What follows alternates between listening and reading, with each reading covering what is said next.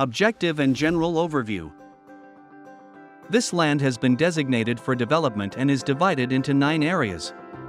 Each area is further subdivided into 121 blocks, with each block measuring 30 centimeters by 40 centimeters on the MDF base is equivalent to 150 meters by 200 meters in real life using a 1:500 scale. The first area to be developed is Area 5. Participants will select their preferred blocks within Area 5 for development. Hey everyone, you probably know what a ruler is. It helps you measure things, right? But did you know there are different kinds of rulers for different jobs? A standard ruler and a meter stick are great for measuring real objects, like a notebook or the height of a table. But what about measuring something huge, like a building or a city? That's where a scale ruler comes in. It's a special tool that lets us understand how big something is in real life just by looking at a drawing. A scale ruler works with a ratio.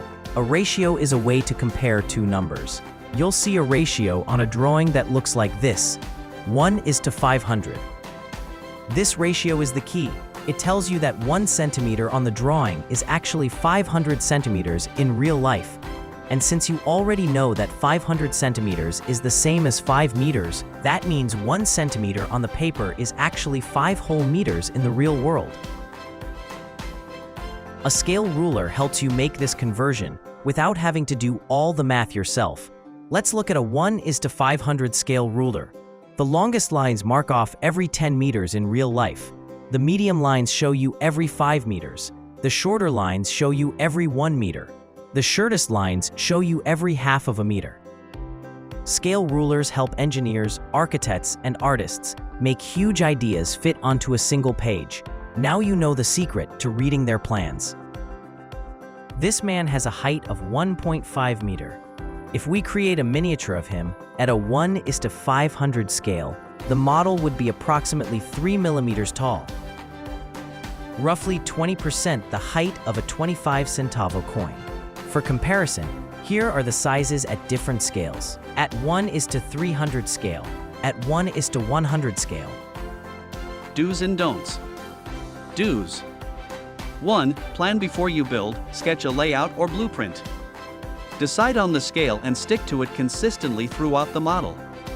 2. Use the right tools. Use precision cutters for clean cuts, cutting mat, tweezers, steel ruler, glue applicator. 3. Cut safely. Always cut on a cutting mat to protect surfaces and improve accuracy. Cut away from your body and fingers, and use a metal ruler as a straight edge. 4. Test fit before gluing. Dry fit pieces to ensure alignment and proportion before applying adhesive.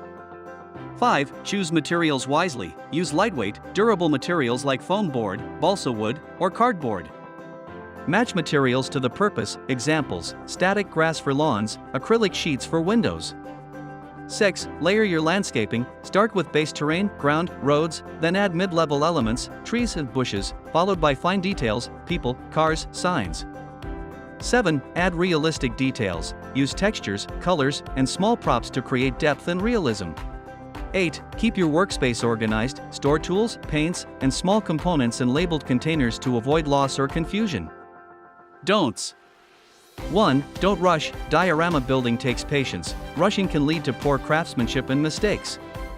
2. Don't use excess glue. Overusing glue can cause smudges, warping, and messy finishes. Apply sparingly. 3. Don't ignore scale. Mixing elements of different scales can break realism and visual coherence. 4. Don't use unstable bases. Avoid flimsy or unbalanced bases. Your diorama needs a sturdy foundation. 5. Don't skip the drying time. Let paints, glue, and textures dry fully between stages to avoid smearing or distortion. 6. Don't leave edges unfinished. Exposed edges of foam, cardboard, or joints should be painted or covered for a clean look. 7. Don't overcrowd the scene. Keep the composition readable. Leave space for the eye to rest and details to stand out.